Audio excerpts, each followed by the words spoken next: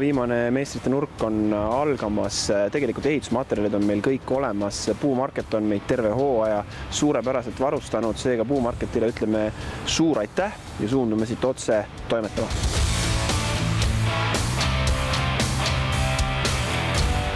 No eelmise korral me lõpetasime sellega, et me saime selle karkassi või kere sellel grilllauale enam-vähem valmis. Tegelikult lõiksime välja ka need alusplaadid. Nüüd need alusplaadid olen ma ka lõpuni üle värvinud.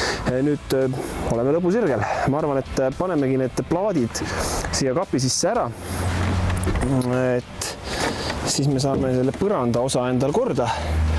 Ja ma olen selle teinud ju enam-vähem täpselt selliste plaatidega. Minu soovitus on üldiselt alati see, et ei ole mõtet seda liiga täpselt teha. Teha see ikka selline, et seda mugav sinna sisse panna ja võib-olla ka mingil hetkel mugav ära võtta, et seda saaks rahulikult nii-öelda puhastada, juhul kui sinna midagi väga keerukat ümber läheb. Siinpool samamoodi sätime selle siia sisse. Nii, ja siin on ka tegelikult nüüd näha siis see, et värvimisel ma keskendusin ikkagi suuresti välispindadele, seest ma küll immutasin ära, et mingisugune hallitus siin kapiseintel tekkima ei hakkaks, aga ei pidanud vajalikuks siis seda seest värvida. Võib-olla kui ta seest heledam on, siis ei ole seal ka nii kitsas ja pime, et näeb paremini, mis asjad mul siin kapis on. Nüüd ma usun, et on paras aeg ka see uks siia ette kruvida.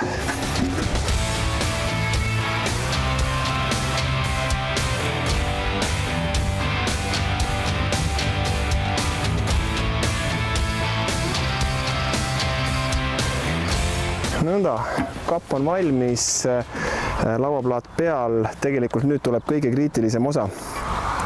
Nimelt see, kuidas me selle grilli sinna selle kivi augu sisse siis sokutame. Üks variant on see, et võtta see grill, kui auk on jätud õige kujuga, grill on ümmargune, kukutada sinna sisse ja nii jätta. See ei ole, ma arvan, kõige parem mõte, sellepärast, et tasapisi siin ikka toimuvad mingid liikumised ja see kivipind hakkab põõruma vastu grilli külge ja võib-olla hakkab sealt kiiremini roostetama. Nii et seda ma ei teeks. Minu plaan on selline, et ma olen ostnud sellised tavalised kinnitusnurgad. Ja need kinnitusnurgad kinnitan ma nüüd selliselt lauaplaadi külge, et grill saab jääda siia selle kinnitusplaadi serva peale oma sellise ümberväänatud servaga täpselt istuma. Nüüd selleks, et me saaksime selle kivi tasapinna külge panna, selleks on vaja meil kivi sisse puurida auk. Kui nüüd tekib küsimus, et miks peaks puurima augu kiviplaadi sisse, siis sellepärast, et meil on plaanis see nurgik kruvidega betooni sisse keerata. Ma arvan, et kõige turvalisem on kasutada spetsiaalseid betoonikruvisid. Nendel on siis niimoodi, et me puurime selle augu betooni sisse sellise, et see on sama jäme nagu see kruvi enda siis põhi või tüvi ja takistama hakkavad ainult need keermeosad, ehk et siis väga suurt survet meil betoonile ei tule.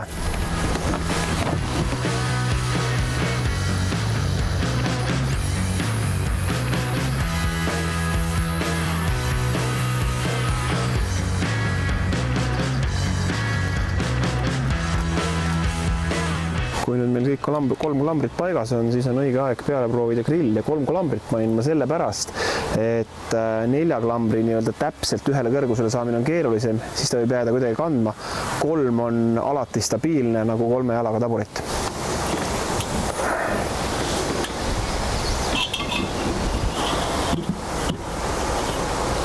Nii, mulle tundub, et kõik sobib ideaalselt ja siin on nüüd näha, et see pisikene nii-öelda eraldusvahe betooni ja grilli vahel on olemas täiesti ümber ringi.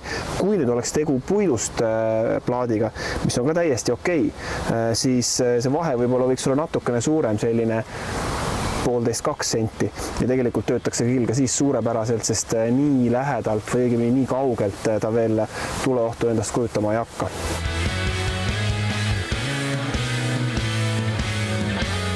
Mina jään küll selle grilllauaga väga rahul. Teknose värv sai mõnusalt sarnane selle grillivärviga. Grillimaailmas saime suurepärase kvaliteetse grilli, betoonplaat on uhke, aluskarkass tummine. Mina arvan, et see on igati väärt grillimise laud, grillimise staap. Kavatsen seda suve jooksul kõvasti kasutada.